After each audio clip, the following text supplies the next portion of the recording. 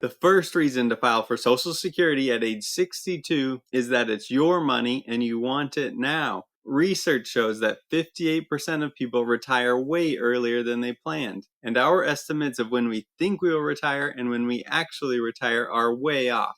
Only 14% of workers say they plan to retire before 60, and 23% say they plan to retire at 70. But in reality, 32% of people retire before 60, and only 6% actually work until 70. Here's why people are retiring earlier than they planned. 46% left work because of personal health issues. 43% retired early for employment reasons like getting laid off or being burned out. And 20% had to quit for family-related reasons like having to take care of their parents or a spouse. So if you are thinking about taking Social Security at 62, you're not alone. 27.3% of retirees start collecting benefits as soon as they can, and 56% claim before their full retirement age. Even though you get less than you would if you waited until 70, it's your money and you can start collecting it whenever you dang well please. Right now, the average benefit at 62 is $1,287 per month. And for some people, that extra money could make a big difference in their lives. Because here's the truth. Life doesn't care about your perfect retirement plan. Sometimes you need that money now, not later, like right now. And that's totally okay. Because at the end of the day, you paid into the system and you get to make the decision. Another reason to collect at 62 is because you don't want to miss out on $126,432. Let's say your full retirement age benefit would be $2,000 per month, and claiming at 62 reduces it to just $1,317. But waiting until 70 increases it to $2,568. Which one would you take? Well, if you start at 62, you could collect $15,804 per year for 8 years before you turn 70. That adds up to $126,432. If you waited until 70, you would have collected none of this money.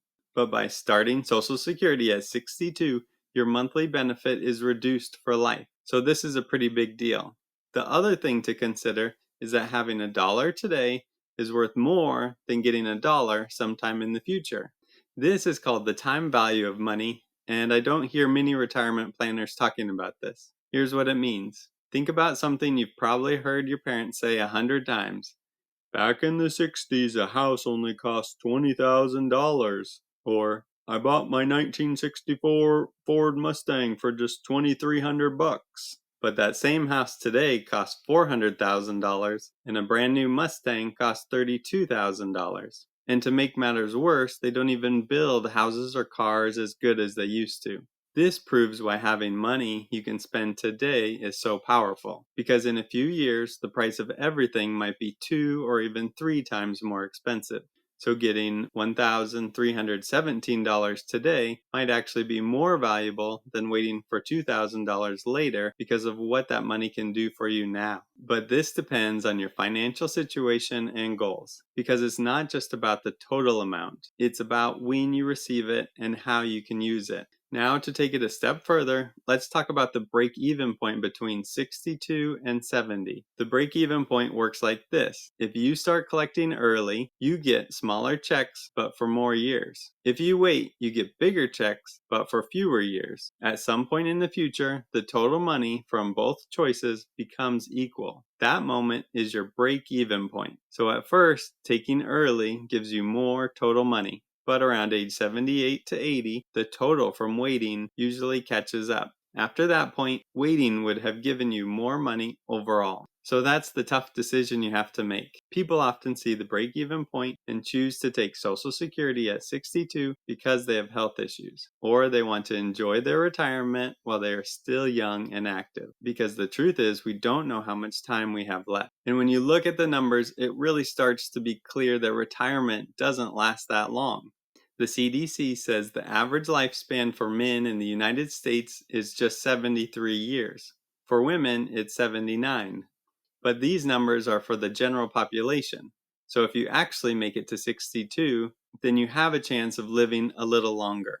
According to the Social Security Administration, 62-year-old men have a life expectancy of 19 more years, and 62-year-old women have a life expectancy of 22 more years. That's a total average lifespan of 81 for men and 84 for women. So you may live past the break-even point by a few years on average. If you're over 65 in America, there's an 85% chance you're dealing with at least one chronic health condition. It's even crazier that 60% have 2 or more conditions. I'm talking about serious stuff here: heart problems, lung disease, cancer, and diabetes.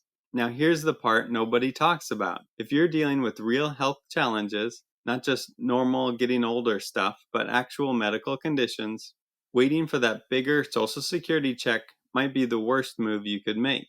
Remember when I said that a lot of people end up retiring earlier than they planned? Well, it's not because they want to. It's because their health forces them to. That's just reality. So if you've got serious health issues, taking Social Security at 62 might be your best move. Sometimes it's about getting what you can when you can actually use it. Let me share something about Social Security that might change everything for your family. Here's the deal. Filing early isn't just about your check. It's about unlocking a whole stream of income for your entire family. But nobody talks about this part. Did you know your spouse can't get a dime of benefits from your work record until you file first? Let's say you and your spouse are both 62. You're the primary breadwinner, and your spouse mostly stayed at home. Now check this out. If you file at 62, your spouse can start collecting too. But wait, there's something you need to know about these checks. The penalties are real. If you file at 62, your check gets cut by 30%.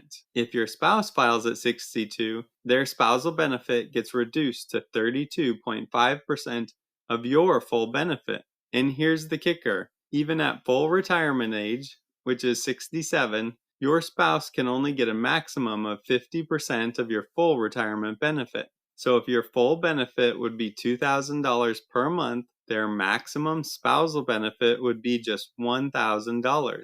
And that's only if they wait until their full retirement age at 67. Now let's cover something nobody likes to talk about, and that's using Social Security to grow your retirement savings. Here's the crazy part.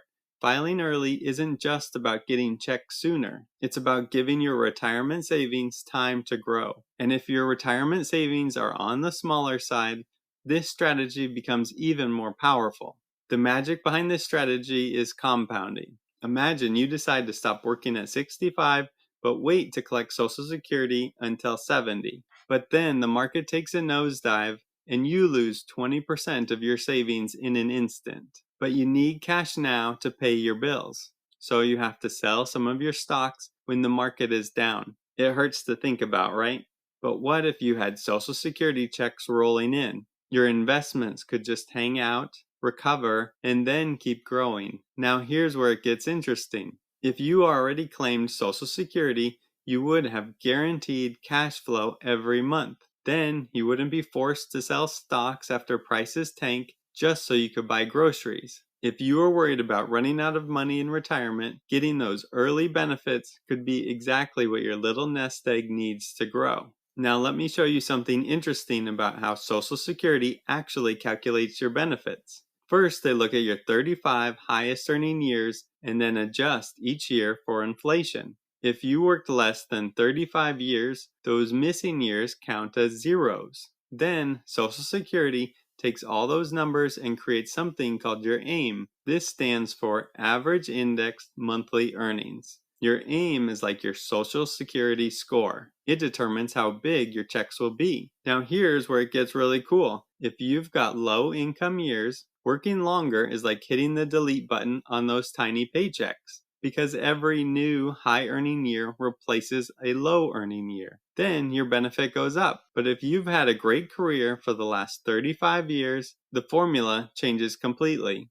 because those extra work years only count if they're bigger than your smallest year after inflation. So your career path can really change how much you get from Social Security. If you are a late starter or changed careers, working longer could be your best bet if you want bigger benefits. But if you started working young and already had a great salary at age 27, then working a few more years might not move the needle that much. Next, let's talk about why everyone is freaking out about the upcoming Social Security crisis. The reality is that the Social Security Trust Fund is expected to be empty in 2033. That's because there are more people retiring than there are workers paying into the system. While that sounds bad, the truth is that Social Security is not dying, it's just changing. So when the trust fund runs out, Social Security will only be able to pay out what it receives in payroll taxes each year. The worst case scenario is that benefits will be cut by 23%.